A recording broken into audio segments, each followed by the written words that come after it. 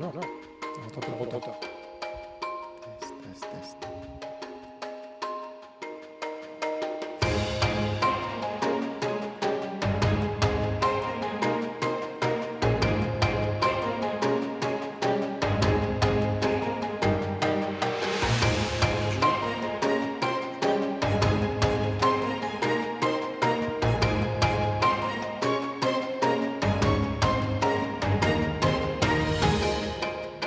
Bonjour et bonjour pour ceux qui nous rejoignent. Il y a un petit écho, voilà, c'est bien, c'est mieux comme ça. Bonjour à tous, bienvenue à nouveau sur cette édition de Résilience d'Emerging Valley Online Edition, où on va parler maintenant de e-santé, dans cette séquence qui va être vraiment consacrée aux solutions médicales, aux solutions e-santé qui viennent d'Afrique, mais aussi qui peuvent inspirer la rive nord de la Méditerranée.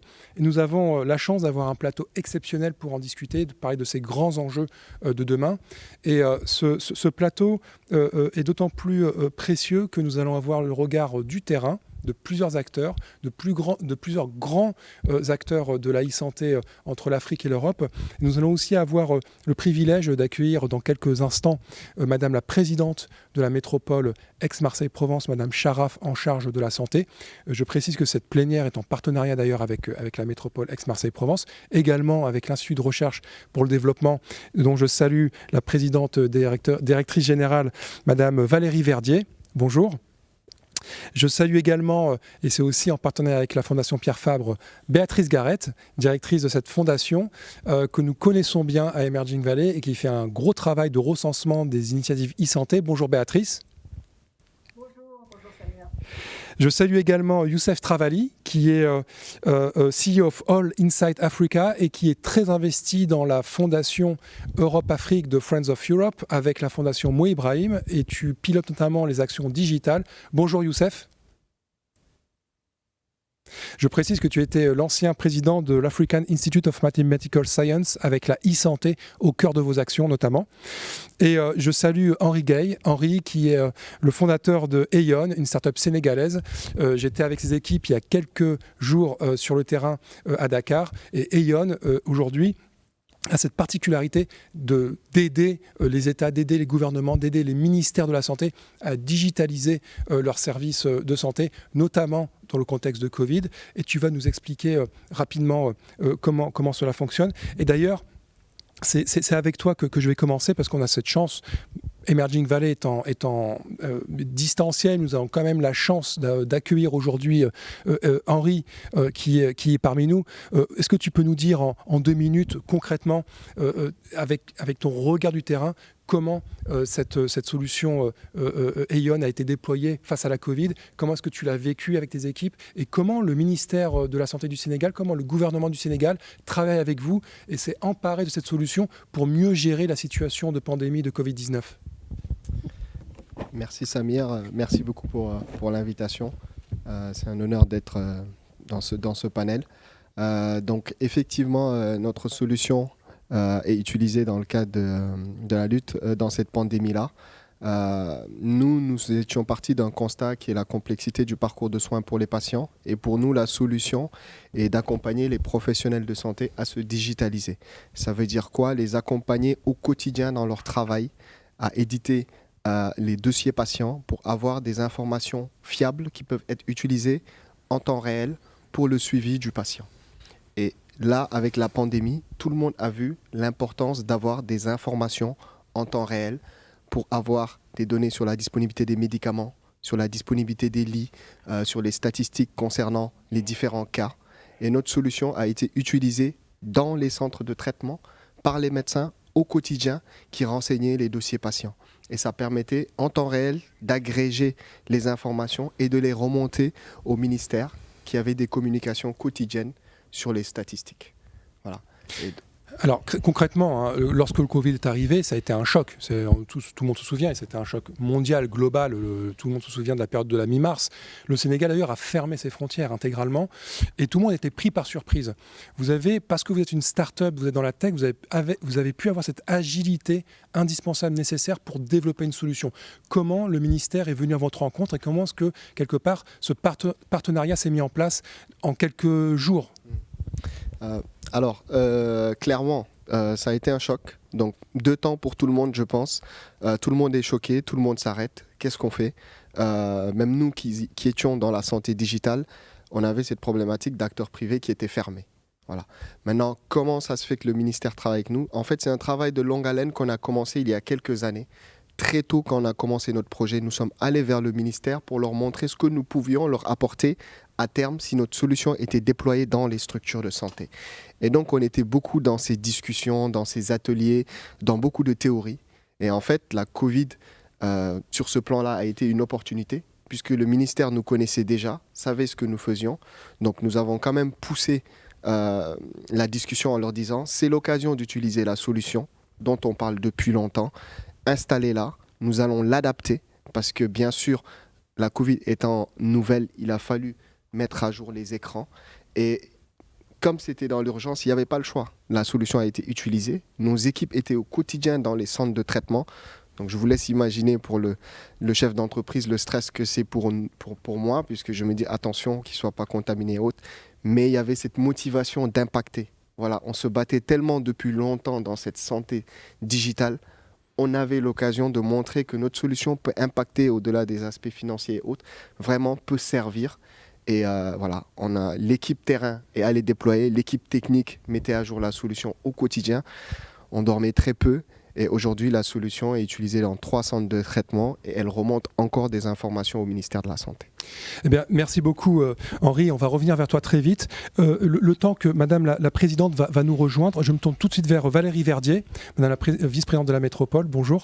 Je me tourne tout de suite vers Valérie Verdier, vous êtes à la tête de l'Institut de recherche pour le développement. Je peux témoigner, pour y être allé plusieurs fois lorsque j'étais il y a quelques semaines à Dakar, de l'implication forte avec vos équipes, que je salue d'ailleurs, qui m'ont reçu, l'implication forte des équipes de l'IRD au Sénégal, mais pas que, mais au Sénégal notamment pour appuyer les efforts entrepris pour lutter contre la Covid et aussi à travers différents programmes d'innovation comme le ACE Partners qui permet de mettre autour de la table les chercheurs, les entrepreneurs, les agents de santé pour développer ensemble des solutions conjointes. Dans cette riposte au Covid qui a été enclenchée sur le continent, donc l'IRD se trouve véritablement aux avant-postes en renfort des innovations africaines. Est-ce que, quelque part, vous pouvez nous en dire un peu plus sur cette plateforme opérationnelle OMS Covid-19 pour l'Afrique de l'Ouest et du Centre que vous avez mis en place notamment à travers ce programme ACE Partners et qui est coordonné depuis le Sénégal, depuis Dakar. Oui, merci beaucoup. Merci aussi d'avoir cité le Sénégal parce que c'est effectivement une de nos grosses implantations, une de nos plus grosses implantations. Et merci aussi d'avoir dit que nous intervenons en renfort parce que c'est bien... La mission de l'IRD, c'est de venir en renfort. Je dirais la transformation pour la santé en Afrique, elle viendra tout d'abord des Africains. Et nous, par nos missions, effectivement, nous intervenons dans plusieurs pays d'Afrique. Et oui, on a été très mobilisés. Alors, pardon, j'ai un écho terrible dans les écouteurs. Oui, donc on a été très mobilisés dès le début de l'épidémie. Et c'est aussi par, si vous voulez, les missions fortes de l'IRD, de venir en appui à nos partenaires. C'est par notre histoire, c'est aussi par notre connaissance du terrain, et c'est par ce partenariat vraiment historique avec les pays du Sud et en particulier les pays d'Afrique de l'Ouest que nous avons pu nous mobiliser.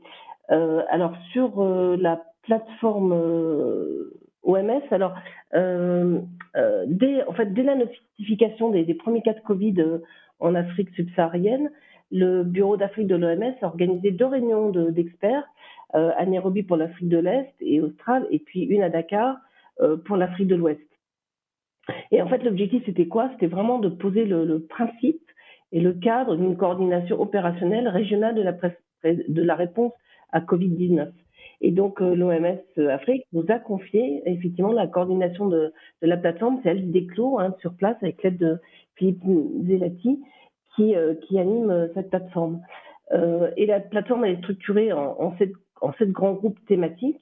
Alors, je ne vais pas revenir sur les groupes, mais nous en particulier, on travaille sur le groupe de recherche opérationnelle, donc qui est coordonné par l'IRD et l'OMS. Et c'est vraiment, c'est le point qui est important, c'est qu'on veut de la recherche opérationnelle, et c'est au travers de l'engagement des opérateurs de recherche, c'est au travers des échanges que nous avons d'informations sur les recherches en cours et qu'on doit développer, et c'est surtout le transfert de connaissances au travers de cette plateforme que nous opérons en particulier depuis Dakar. Merci beaucoup, Madame la présidente directrice générale de l'IRD. Nous avons maintenant avec nous, nous l'accueillons, Madame la vice-présidente de la métropole en charge de la santé, Madame Charaf. Bonjour, Madame la vice-présidente. Aujourd'hui, on sait que la métropole Aix-Marseille-Provence revendique une tradition d'excellence en matière de santé. Avant d'aborder des sujets plus spécifiquement africains, en tant que vice-présidente déléguée à la santé, est-ce que vous pouvez revenir rapidement sur les atouts de notre région, de notre territoire, particulièrement en matière de e-santé, en matière de health tech et tout l'écosystème d'accompagnement métropolitain qui existe et qui développe déjà des synergies, vous en direz sûrement quelques mots, avec les opérateurs africains. Je crois que le micro normalement fonctionne. Je pense que... C'est bon, vous m'entendez ? Ça fonctionne ? Ok, ça fonctionne, très bien, vous pouvez. Oui, non, je le ferai avec plaisir.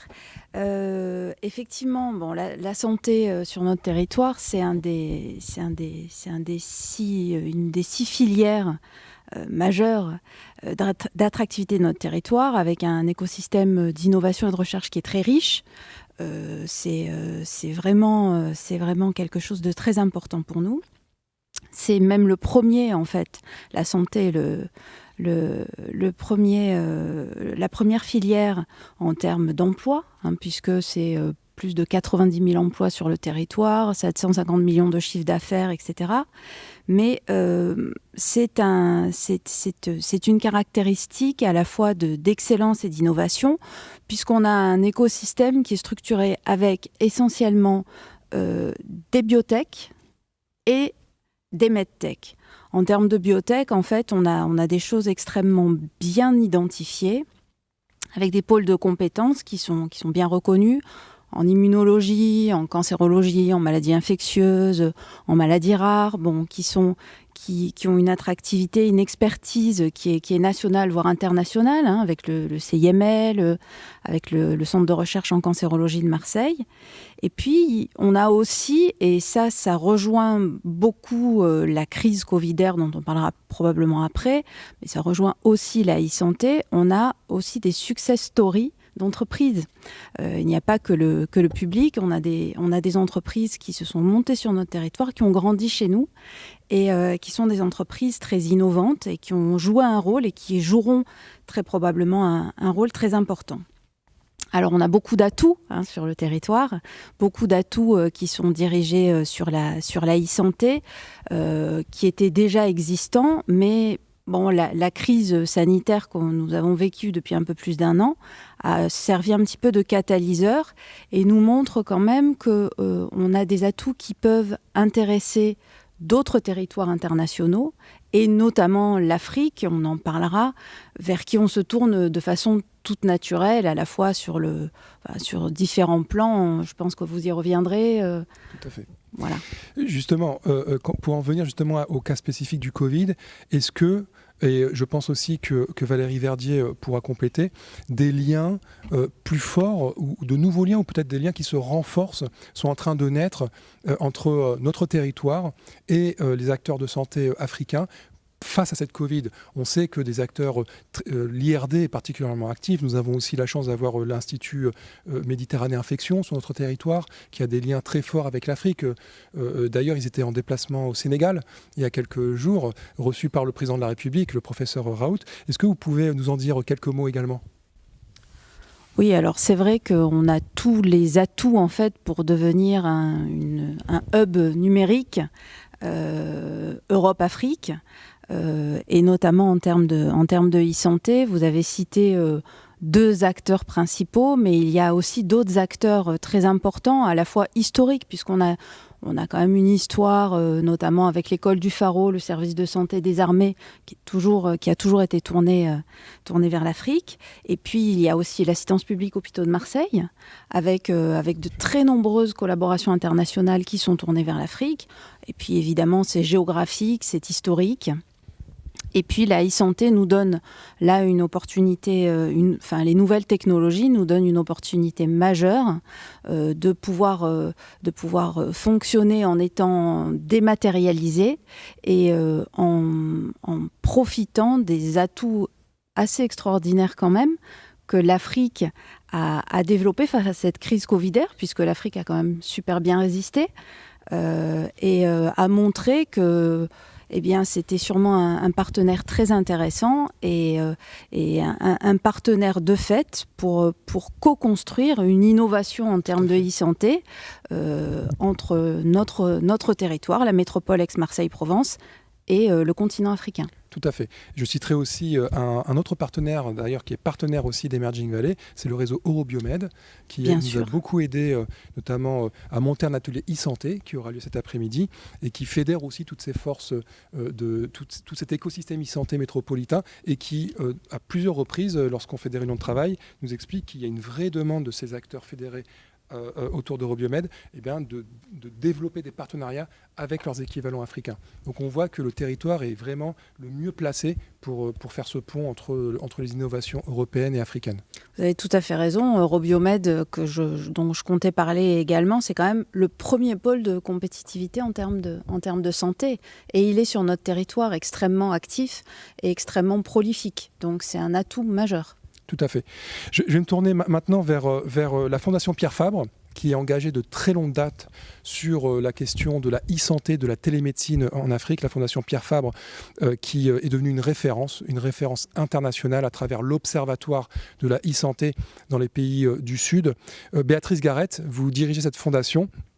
Et je dois dire que vous êtes à l'origine de cet observatoire avec tous les partenaires, notamment africains, que vous avez pu réunir dans ce comité d'experts.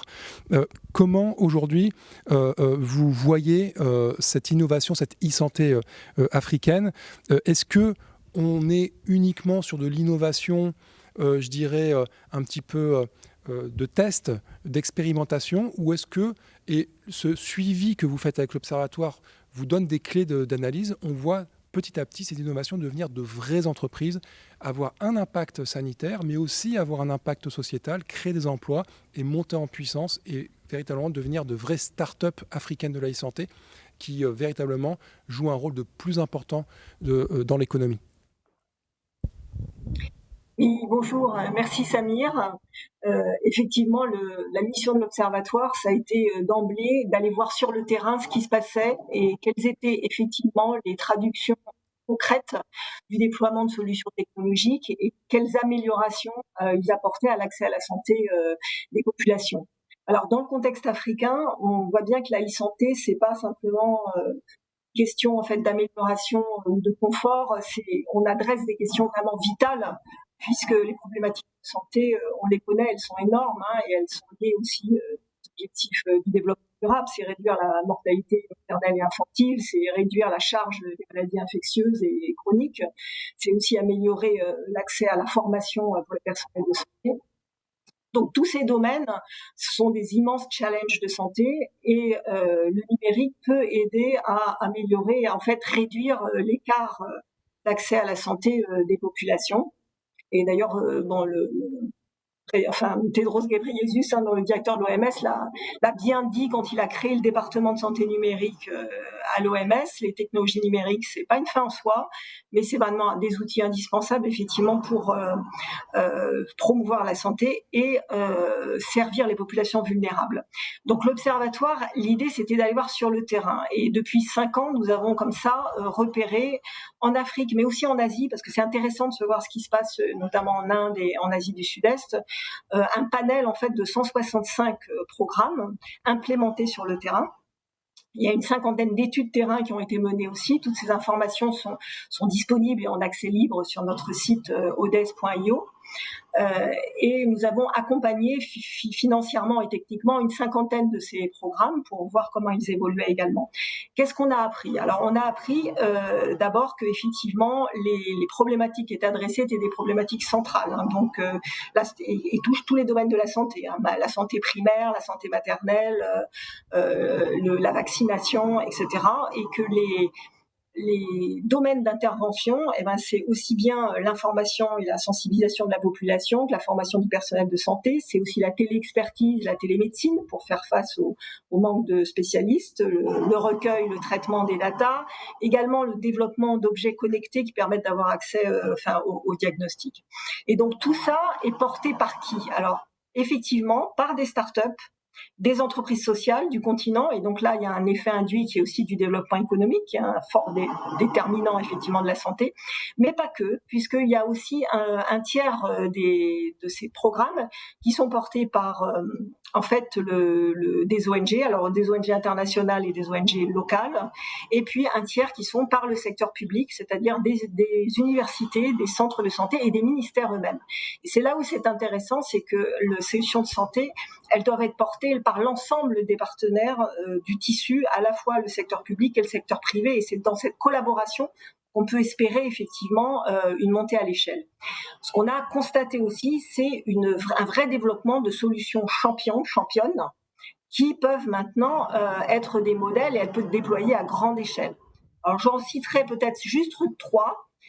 J'aimerais citer IEDA, qui est Integrated E-Diagnostic Approach, et s'est développé au Burkina Faso. Donc c'est porté par l'ONG Terre des Hommes, mais en lien vraiment très étroit avec les autorités sanitaires burkinabées. Et donc l'idée, ça a été de digitaliser quelque part le protocole de consultation des enfants, qui est préconisé par l'OMS et qu'on appelle la PCIME. Donc ça a permis d'améliorer en fait la qualité de la consultation des enfants, mais surtout aussi de faire remonter toutes les données médicales au niveau des structures de santé, mais au niveau du gouvernement aussi, dans son système de santé, là, qui utilise des HIS2. Et actuellement, il y a 67% de couverture des centres de santé en périphérie, c'est quand même massif, et 80% d'utilisation dans les centres de santé où la solution est implémentée. Et actuellement, elle est en train d'être transmise entièrement au ministère de la Santé, qui va gérer en fait ce dispositif pour toute la santé des enfants de moins de 5 ans pour le pays. Et 2 autres exemples, la Peak Vision. Alors là, c'est porté effectivement par une entreprise sociale, et ce sont des outils pour détecter les problèmes de santé oculaire. On les a étudiés au Botswana, où ils ont en fait couplé une campagne de vaccination dans les écoles avec une campagne de détection des problèmes oculaires. Et ils ont pu comme ça référer en fait tous les enfants qui avaient été diagnostiqués avec des problèmes au peu d'ophtalmologues du pays, mais et avec un accord également avec le gouvernement, leur fournir les traitements et les lunettes indispensables. Et puis mon 3e exemple, ça serait The Safe Delivery App. Alors c'est une application faite par une fondation qui s'appelle The Maternity Foundation, qui est danoise, et on les a étudiés sur le terrain, notamment en Éthiopie, dans des centres de santé extrêmement éloignés. Et l'objectif, c'est d'améliorer les compétences et les connaissances des sages-femmes, des maïoticiens ou des aides-sages-femmes pour contribuer à baisser la mortalité maternelle, justement en essayant d'assister dans les difficultés sur les accouchements difficiles. Et là aussi, il y a plus de 180 000 bénéficiaires, donc tous personnels de santé. Et ces sages-femmes, il y a eu des études très précises qui ont été menées, et on a pu mesurer que 50% de leurs compétences ont été améliorées grâce à ces outils.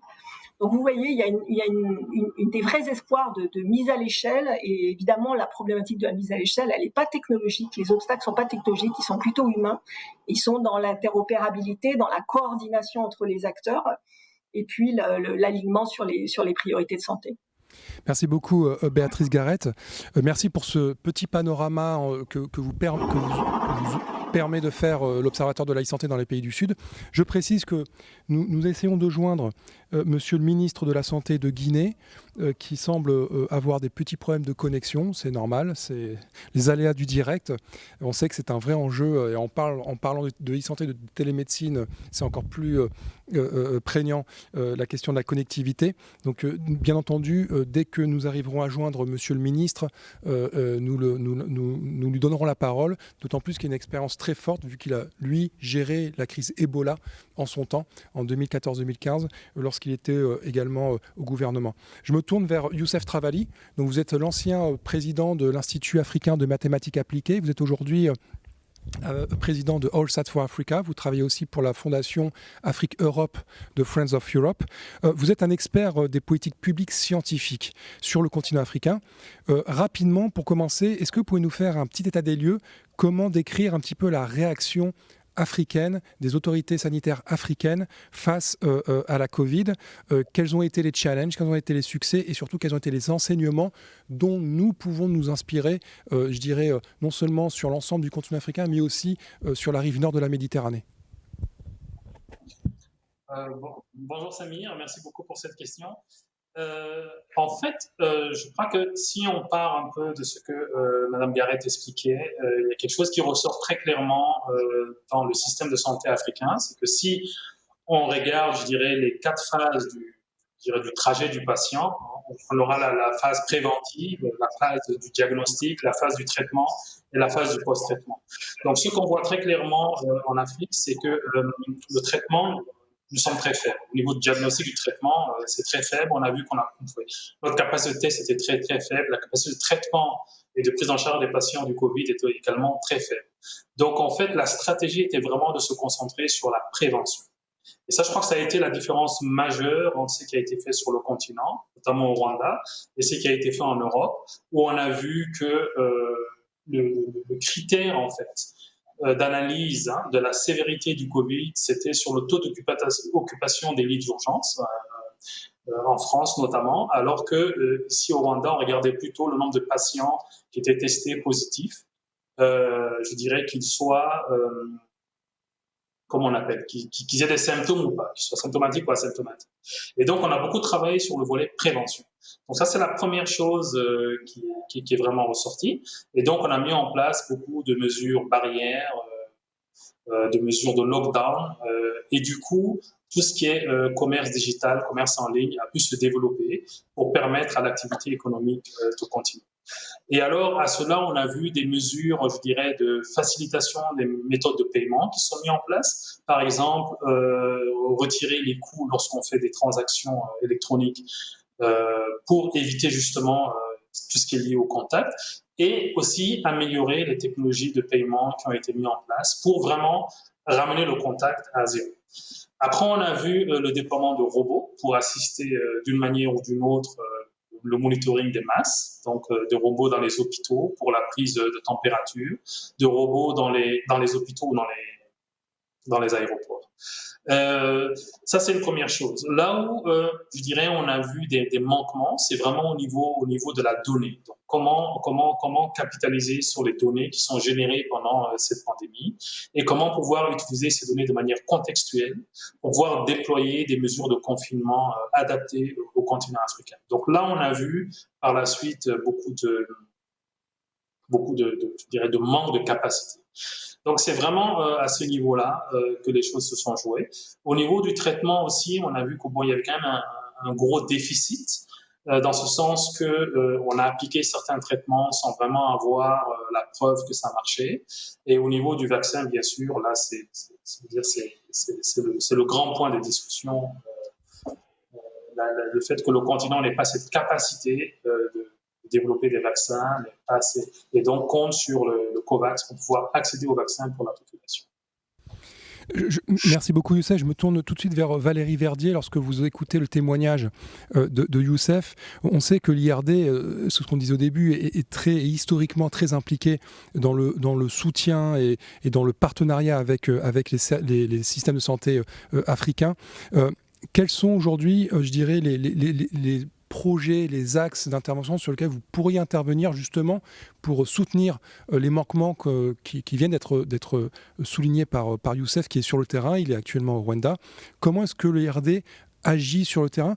Et est-ce que vous pourriez également en profiter pour nous dire 2 mots sur ce nouveau programme que vous venez de lancer, le ACE Partners, qui vise justement, et nous avons la chance d'avoir une start-up sur le panel à qui je vais donner tout de suite après la parole, de renforcer le lien entre les chercheurs et les startups pour pouvoir justement répondre à ce problème qu'a soulevé Youssef, le problème de la donnée, le problème de la data.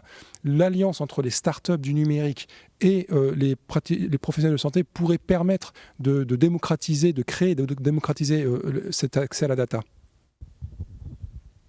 Oui, merci beaucoup. Merci aussi pour le témoignage. Je reprends peut-être un mot qui a été dit aussi, c'est que l'Afrique a résisté. Et si l'Afrique résiste, c'est parce qu'elle sait faire et qu'elle a su gérer d'autres crises importantes pour lesquelles d'ailleurs l'IRD a apporté toute son expertise et son soutien. Je pense en particulier à la crise Ebola. J'espère vraiment que le ministre de la Recherche de Guinée va nous rejoindre parce qu'il a effectivement une expérience très forte de gestion de la crise Ebola. Et, et, et donc, on a beaucoup appris de par la gestion de ces crises. Alors, pour l'IRD, déjà, revenir sur les grands axes sur lesquels nous travaillons en matière de santé, sur la crise Ebola, sur la crise Covid, pardon. Et donc, avant tout, et c'est pour reprendre aussi ce que vient de dire Youssef, pour une prise en charge rapide et pour faire de la prévention, il faut savoir diagnostiquer. Donc, on appuie beaucoup, nous, sur la partie diagnostic direct du virus. Et justement, ce que je disais par rapport à la crise Ebola, on a appris beaucoup, on a adapté une méthode que nous avions développée avec nos partenaires en Guinée pour Ebola, pour l'adapter donc au diagnostic direct du virus. Et là, on va se pencher maintenant aussi, on est en train d'anticiper, bien évidemment, la détection et le suivi des variants du SARS-CoV-2. En matière d'action aussi, ce sont des enquêtes épidémiologiques de terrain qui sont très importantes. Je rappelle que il faut connaître le terrain, il faut être au plus près des personnes et comprendre comment fonctionnent les écosystèmes pour mieux comprendre l'occurrence et l'émergence de ces terribles pandémies. Et puis aussi, d'autres actions que nous menons, c'est des enquêtes, des réalisations d'enquêtes séro-épidémiques pour mieux comprendre aussi pourquoi effectivement les taux les taux de contamination ont été beaucoup plus faibles. Et ça va peut-être nous apprendre, peut-être qu'il y a effectivement dans les populations une résistance à d'autres coronavirus qui peuvent expliquer peut-être la faible incidence. Enfin, ça, c'est une hypothèse. Hein. Et puis, on appuie aussi beaucoup sur le développement de modélisation. Et tout cela, pourquoi? Parce que la recherche, elle vient en appui à la décision publique, elle vient en appui au conseil, on vient aussi en appui au renforcement des capacités des laboratoires. Et c'est tout ce que l'IRD, si vous voulez, met au service et construit de manière équitable, je dirais, et durable surtout avec ses partenaires du Sud. Et comme j'ai entendu parler aussi d'un certain nombre d'exemples, je voudrais citer aussi quelques actions qui sont des recherches-actions que nous menons avec nos partenaires de Make Sense et de Bondinov, et avec le soutien aussi du ministère des Affaires étrangères, sur l'initiative Collab, parce que c'est un premier laboratoire multi-acteurs, et c'est ça qui est intéressant, pour une innovation que nous souhaitons responsable en Afrique. Et il y a de beaux projets en e-santé qui ont été tout dernièrement qui ont été acceptés. Et je pense notamment au projet Jariri au Niger, qui va, par exemple, faciliter la déclaration des naissances et puis fournir, c'est une application qui va fournir des conseils en vaccination aux parents. Enfin, il y a d'autres exemples comme ça et je vous invite vraiment à aller voir quels sont ces 10 lauréats entre le Niger et le Mali qui ont été retenus pour cette année. Et puis, vous avez parlé de S-Partner. Alors, effectivement, S-Partner, c'est un projet aussi qui est soutenu par la Banque mondiale et l'AFD et qui permet de mettre en réseau, c'est tout l'intérêt aussi, tous ces réseautages qu'il faut qu'on active rapidement dans le cas de crise comme nous la connaissons. Mais c'est un beau projet qui va permettre effectivement de relier recherche, formation, action, innovation. Mais en tout cas, il y a un projet, si vous me permettez encore quelques secondes, il y a un projet qui est emblématique, c'est le projet Ariakov, qui est un projet aussi recherche-action qui est financé par la et qui nous permet, avec différents partenaires en Afrique de l'Ouest et du centre, Afrique centrale, de mettre en place, de déployer des travaux de recherche très opérationnels sur la recherche Covid et, comme je l'ai dit, sur des activités qui vont associer formation et qui vont associer des enquêtes de terrain, qui vont associer du diagnostic et qui vont participer au renforcement des dispositifs et de collecte de données, puisqu'on a parlé des données, Youssef en a parlé, c'est très important que tout ça puisse s'appuyer sur des données quantitatives et des données fiables que nous allons pouvoir partager. Et puis il y a aussi une question aussi de veille des médias et des réseaux sociaux pour mieux comprendre aussi comment les populations et les personnels de santé vont interpréter aussi la Covid et vont pouvoir apporter des réponses, enfin mettre en place des ripostes au niveau des gouvernements. Merci beaucoup, Madame Verdier.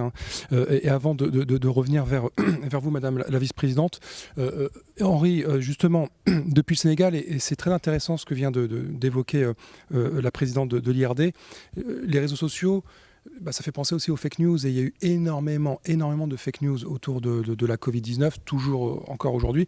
Est-ce que Aeon, avec votre déploiement au Sénégal, avec vos équipes sur le terrain, avec le ministère de la Santé, vous essayez de trouver des solutions pour mieux sensibiliser avec de la bonne information les populations, notamment les populations les plus fragiles, qui sont sur les réseaux sociaux et qui peuvent croire aux fake news, parce qu'il n'y a pas de filtre suffisant sur les réseaux sociaux. Effectivement, c'est un vrai combat, ces fake news, parce que ça crée de la peur au niveau de la population. Et forcément, on perd de l'énergie dans le combat qu'on mène. Et très tôt, le ministère a compris que ça allait en tout cas, empêcher l'impact de notre travail. Et ce qu'il faut voir, c'est que ce qui s'est bien passé au Sénégal, c'est que la réponse a été collective. Nous étions plusieurs acteurs du digital à accompagner le ministère. Donc nous étions focus sur la collecte des données, puisque c'était notre cœur de métier. Et dans cette réponse-là, il y avait aussi des acteurs de la communication digitale, et donc qui communiquaient au quotidien avec le label en bas du ministère, ce qui certifiait l'information. Et on communiquait même sur cette problématique de fake news. Ce qui fait que vraiment, sur la première vague, le Sénégal a très bien répondu.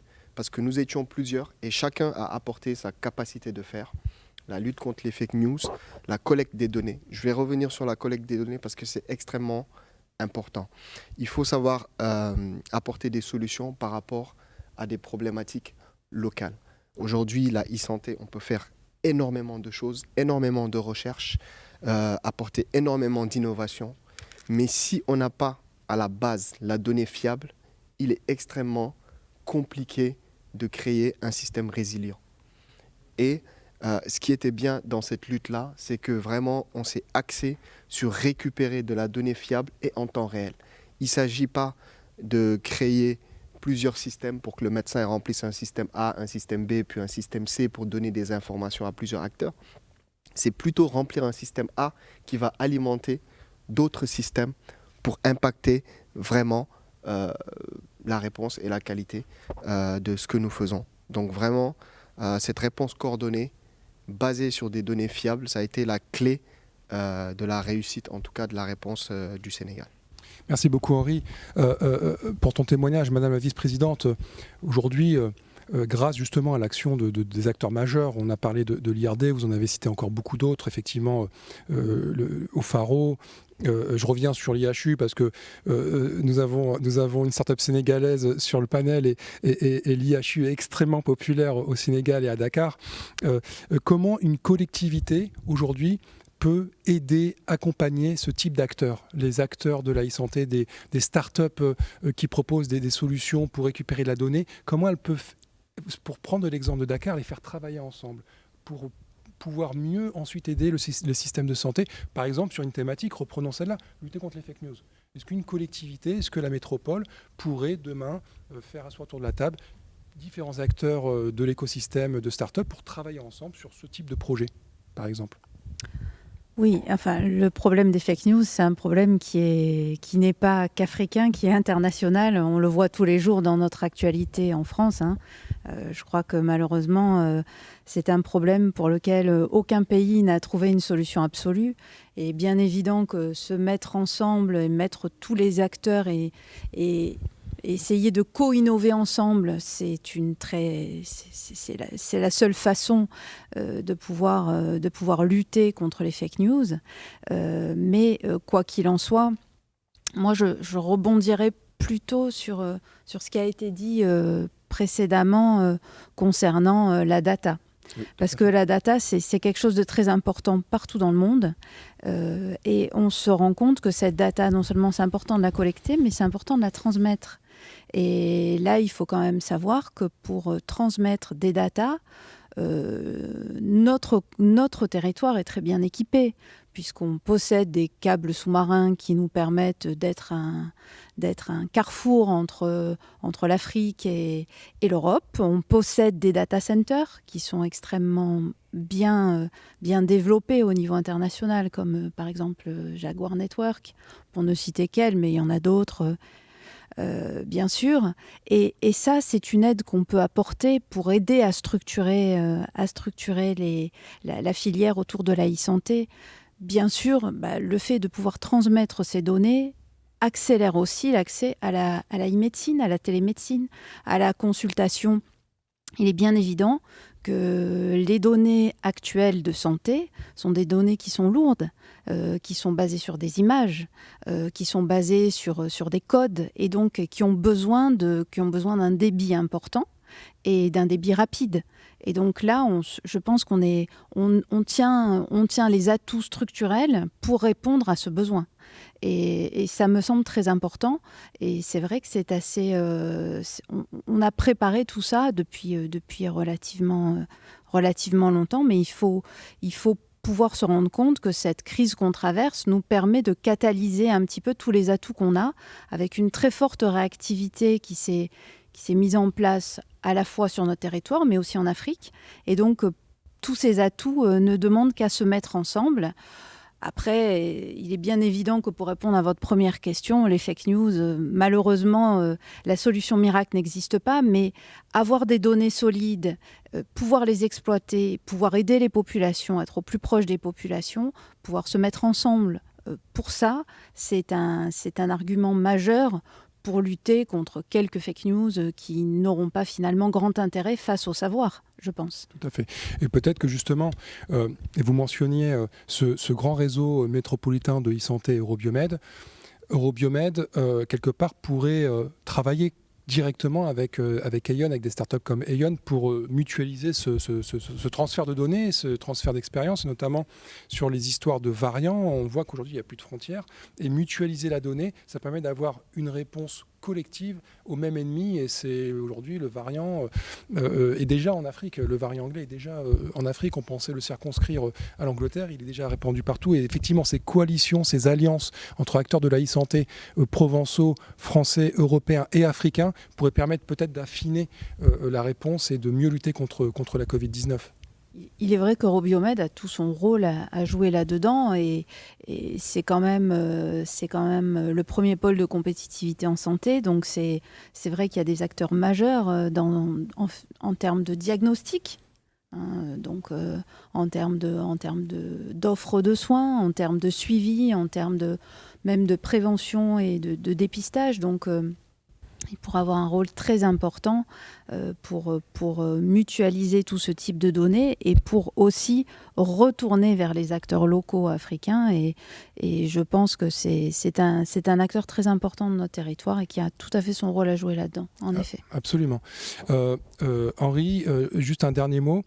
Est-ce qu'aujourd'hui, dans ta stratégie, donc tu es basé au Sénégal, mais tu es en train de t'internationaliser dans plusieurs pays africains, est-ce que tu as eu des contacts? Est-ce que tu as une volonté de sortir aussi et de faire une internationalisation sur d'autres continents?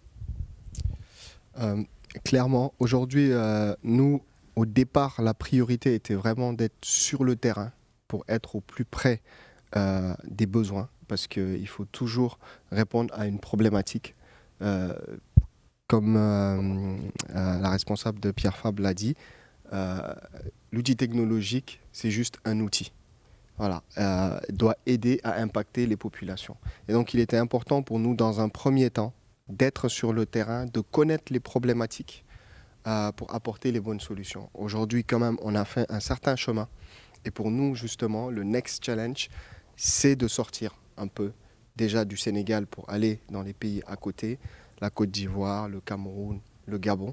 Nous avons déjà entamé des démarches dans ce sens-là, mais aussi avoir des partenaires, notamment en Europe, Marseille, Paris et autres, parce que ce combat, il faut le mener en groupe.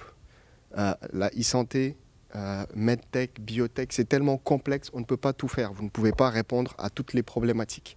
Par contre, si vous êtes en collaboration avec des partenaires, qu'ils soient africains ou étrangers, l'important c'est de régler la problématique. Bien sûr, on va plus impacter. Et nous sommes vraiment dans cette démarche-là, où aujourd'hui, on a mis en place des solutions qui marchent avec des preuves palpables.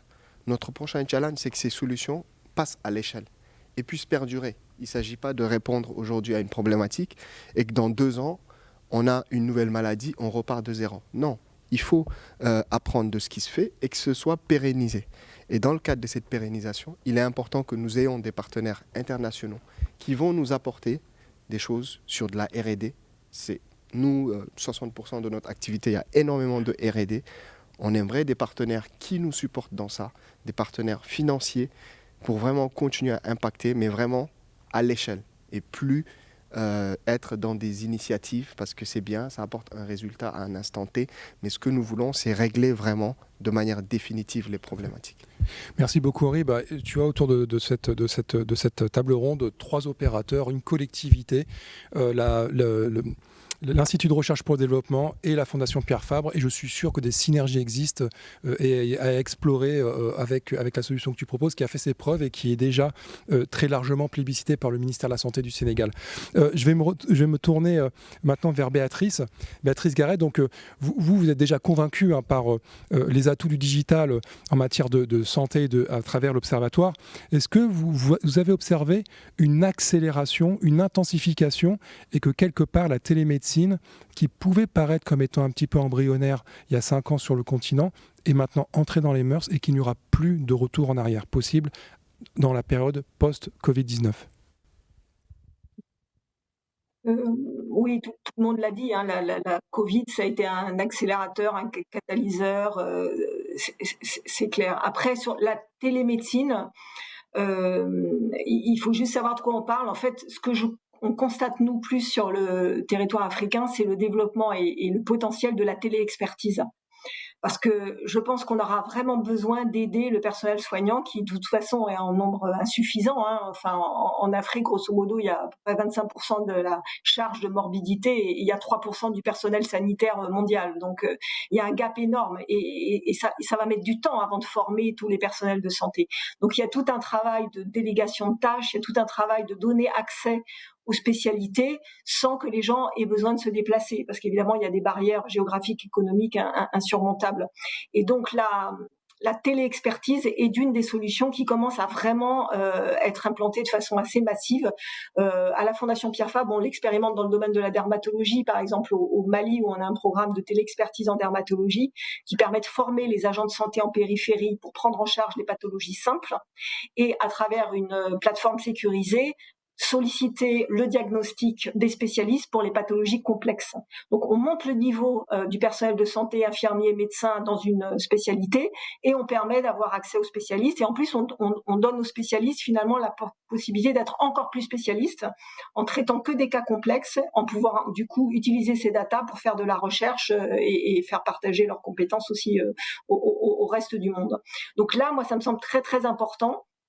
Et la Covid est un accélérateur pour se dire il faut digitaliser entre guillemets un peu tout le système de santé et utiliser les potentiels du digital pour faire face aux carences et aux manques effectivement du secteur et de l'organisation de la santé.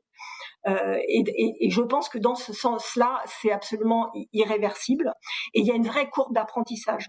D'ailleurs, on l'a vu parce que les pays qui avaient aussi développé des solutions numériques contre Ebola, par exemple, se sont servis de cet apprentissage aussi pour mettre en place des systèmes beaucoup plus rapidement pour faire face à l'épidémie de Covid-19.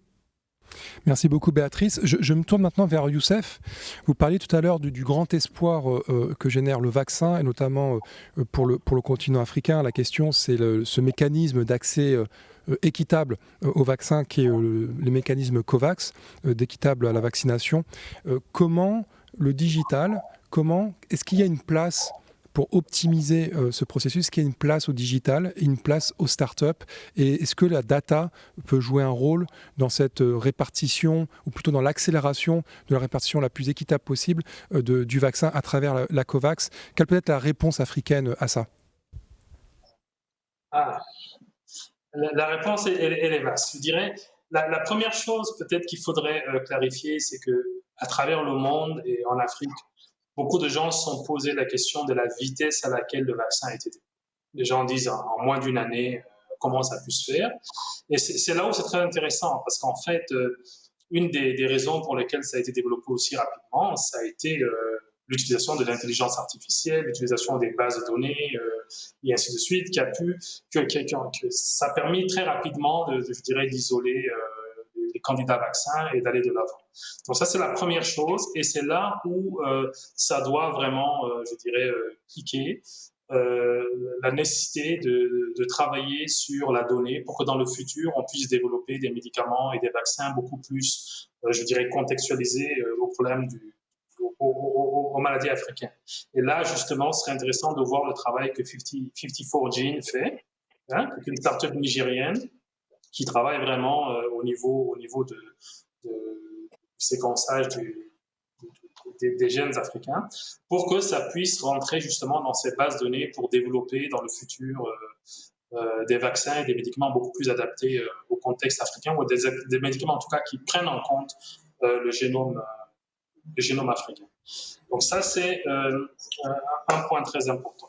Au niveau de la donnée, de la vaccination et des campagnes de vaccination, je dirais que si on écoute tout ce qui a été évoqué, si par exemple dans le futur on a des véritables campagnes de prévention, donc si on crée par exemple un dossier médical de prévention globale pour chaque patient, donc je ne parle pas d'un dossier médical tout simplement, je précise bien un dossier médical de prévention, ça veut dire qu'on va commencer à monitorer les populations très tôt, je dirais à l'âge de 30 ans, 35 ans, à pas attendre 50 ans, et on crée ce dossier médical de prévention qui tient compte du mode de vie des patients, de leur historique, de leur contexte et ainsi de suite.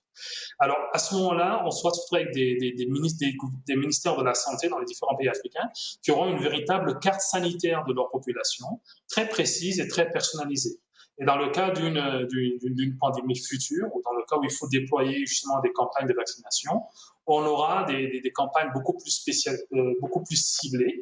On va pas dire on va vacciner les plus de 60 ans, par exemple, mais on va vacciner ceux qui en ont vraiment besoin. Il se peut que quelqu'un qui a plus de 60 ans ait moins besoin du vaccin que quelqu'un qui a 45 ans, à cause justement de ce dossier de prévention qui dit attention, cette personne, elle est susceptible de développer un diabète de type 2 ou une maladie cardiovasculaire parce que son mode de vie est tel.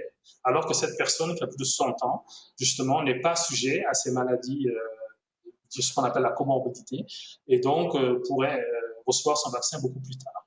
Donc voilà un peu comment est-ce que, je dirais, dans le futur, on peut utiliser justement cette stratégie de prévention pour pouvoir se préparer de manière beaucoup plus adéquate aux chocs futurs et aux pandémies futures. Et surtout pouvoir développer aussi des médicaments et des vaccins beaucoup plus inclusifs, en fait. Merci beaucoup Youssef. Effectivement, le point de toujours, on revient sur le même point, c'est la question de la donnée. Je vais revenir rapidement vers vous, Madame Verdier. Quand vous écoutez Youssef, et vous avez parlé tout à l'heure de l'accompagnement des startups que vous faites à travers les différents programmes, vous avez cité le Collab, vous avez cité l'ACE Partners, est-ce que aujourd'hui, comment donner aux chercheurs, donner aux professionnels de santé cet état d'esprit, je dirais, un peu entrepreneurial, pour avoir ce réflexe data, optimiser la data, la mettre au service aussi des sociétés civiles et des entrepreneurs pour imaginer des solutions. L'exemple de Youssef est absolument fascinant, cette start-up nigériane 54Gene qui commence à décoder aussi certains virus à partir de la data, alors que c'est une start-up, c'est une start-up qui fait du business. Comment aujourd'hui l'IRD peut travailler encore plus fortement avec les sociétés civiles, avec les entrepreneurs, pour démocratiser cet accès à la data scientifique? C'est une très très bonne question. Elle est complètement d'actualité parce que la science, et on l'a vu pendant la crise Covid, elle est interpellée vraiment, les scientifiques sont interpellés et ça, on revient sur ce qui a été dit, hein, sur combattre les fake news. Comment on combat les fake news? C'est la science qui est derrière, qui va apporter les réponses et les bonnes réponses. Et donc la science aujourd'hui, elle est interpellée pour vraiment donner des solutions. Et il y a vraiment beaucoup de voix qui se font entendre pour aller plus vite et pour que nous, les scientifiques, enfin, un organisme comme celui que je dirige, qui est un organisme de recherche, comment on peut mieux conseiller les politiques publiques et comment on va résoudre des problèmes. Et ça s'appelle la science de la durabilité. On va jeter un pont, si vous voulez, entre recherche académique et les enjeux sociétaux. Et c'est vraiment une science qui doit être... Alors, c'est le propre même de l'IRD, qui est un institut très interdisciplinaire. On va vraiment... je dirais, se mettre en mode projet, comment on répond à une question. Alors, il y a plein de questions qui ont été posées, c'est vrai, comment combattre les fake news, comment rendre les données accessibles, comment faire plus de sciences ouvertes. Et l'IRD travaille aussi beaucoup dans ce sens-là. Donc, on va co-construire des réponses. On va, si vous voulez, co-construire les projets avec, en ligne de mire, des réponses aux questions qui sont posées par la société. Et donc, c'est vraiment... et cette mise en commun... il faut qu'on mette en commun aussi les savoirs et les savoirs locaux, ça a été dit aussi par mes collègues, c'est très important, et comment on peut mieux intégrer tout ça dans l'innovation technologique. Donc ce sont des vrais défis importants, et je voudrais juste rappeler aussi, et ça a été dit sur ce territoire sur lequel nous travaillons, et qui est tourné vers l'autre rive, il y a énormément je dirais, il y a un vivier de chercheurs, il y a un vivier dans la jeunesse, sur les deux rives qui est formidable. À l'IRD, je rappelle juste qu'en Afrique, on a à peu près 98 dispositifs, et quand j'entends par dispositif, les laboratoires mixtes internationaux qui sont établis chez nos partenaires.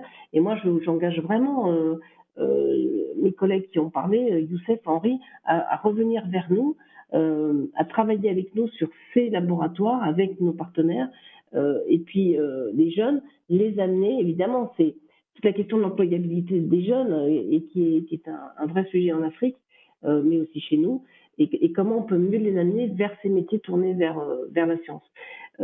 Et puis juste aussi pour rappeler aussi qu'à l'IRD, on a un engagement très fort pour mettre à disposition nos données, pour progresser sur la science ouverte, et on a à peu près, je dirais sur les années passées, on a 50% nos téléchargements qui sont effectués en Afrique.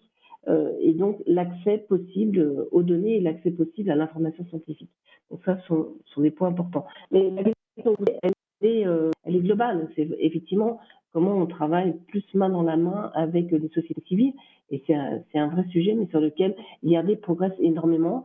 Et juste pour dire aussi qu'on vient de mettre en place à l'IRD, on va sur une trajectoire autour de 9 grands défis sociétaux, dont bien évidemment la question du One Health, dont on a peu parlé, ce serait bien qu'on ait un petit peu pour en parler, sur le One Health. Et donc, j'ai demandé à mes collègues, autour de ces défis, de former des communautés de savoir, et dans ces communautés de savoir, sur lesquelles on va travailler ensemble, je veux amener de la jeunesse, et je veux amener surtout les futurs entrepreneurs, les leaders de demain. Merci beaucoup, Madame la Présidente de l'IRD. Donc, on m'a fait savoir que Monsieur le Ministre de la Santé de Guinée, malheureusement, était pris dans une réunion et il n'a pas pu se libérer, malheureusement. Ce sera pour une autre édition. En 2019, l'IRD, qui est depuis quasiment depuis la création d'Emerging Valley, l'IRD, et c'est un grand privilège, c'est un honneur pour nous, l'IRD est notre partenaire scientifique. Et en 2019, le ministre de l'Innovation et de la Santé de Niger était venu. Et cette année, nous avions invité le ministre de la Santé. Malheureusement, il a un impondérable et il n'a pas pu nous rejoindre. Je vais vous donner en 1 minute, 2 minutes, on va dire, Madame la vice-présidente de la métropole, le mot de la fin pour conclure cette plénière et puis pourquoi pas tracer des perspectives pour la suite. Oui, bon, je vous remercie. Écoutez, je pense que le tour de table a été assez complet sur ce qu'il était possible de faire. Je pense que de façon très nette, ce qui est ressorti, c'est à la fois la dynamique et la résilience de l'Afrique face à cette crise qui va créer finalement des réseaux qui resteront pour faire face aux prochaines crises.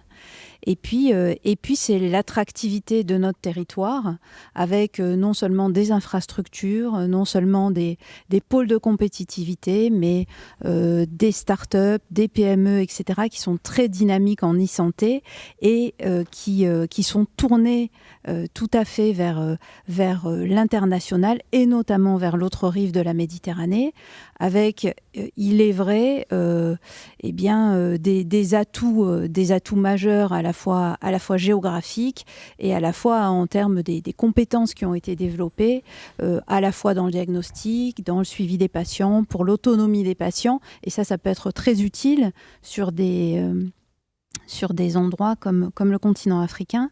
Et puis pour Madame Garrett, de ce dont elle parlait, c'est-à-dire la téléexpertise. La téléexpertise a besoin de ces centres de données, a besoin de réseaux qui soient rapides, qui soient efficaces, et a besoin de spécialistes de part et d'autre de la Méditerranée pour pouvoir consulter toutes ces données et pouvoir donner un avis et des recommandations qui soient adaptées. Et donc je pense que vous avez bien résumé l'intérêt que peut avoir notre territoire à devenir vraiment le hub digital en e-santé, tourné vers l'Afrique et co-construire une innovation avec le continent africain. Merci beaucoup, merci Madame la Vice-Présidente pour cette conclusion. D'ailleurs, ça s'incarne déjà puisque Madame Verdier a déjà tendu la main, la perche, et Henri aussi, de la même manière, a tendu la main, et donc il y a une rencontre de volonté de collaboration concrète sur le terrain. Et donc, je pense que plusieurs partenariats vont se construire à l'issue de cette plénière. Et en tout cas, merci à tous. Merci Madame la Vice-Présidente Emmanuelle Charaf pour votre participation. Henri Gay, qui est le fondateur de Aeon, merci d'être là. Je rappelle que tu es très actif à Dakar contre le Covid-19. Merci Youssef de nous avoir rejoints depuis Kigali. Merci beaucoup à Béatrice Garrett d'être parmi nous pour présenter l'Observatoire de la e-santé et les actions de la Fondation Pierre Fabre en faveur de la télémédecine. Et enfin, merci beaucoup Madame Verdier, présidente de l'IRD, de nous avoir présenté vos actions concrètes sur le terrain, notamment contre le Covid-19. Nous allons maintenant avoir une keynote qui va rester en lien avec ce sujet, c'est comment le cinéma, comment Nollywood s'attaque à Ebola, avec une interview d'une réalisatrice nigériane, Bolanle Austin Peters, qui a réalisé un film, 93 jours, qui explique comment le Nigeria, en 93 jours, a mis fin à l'épidémie d'Ebola. Et c'est une illustration comment l'industrie créative et culturelle et le cinéma peut servir à sensibiliser les populations, notamment contre les épidémies. Et c'est le sujet de la keynote qui va suivre tout de suite. Merci à tous et je vous retrouve dans quelques minutes ensuite pour la suite du programme où on va parler notamment d'entrepreneuriat féminin entre l'Europe et l'Afrique. Merci.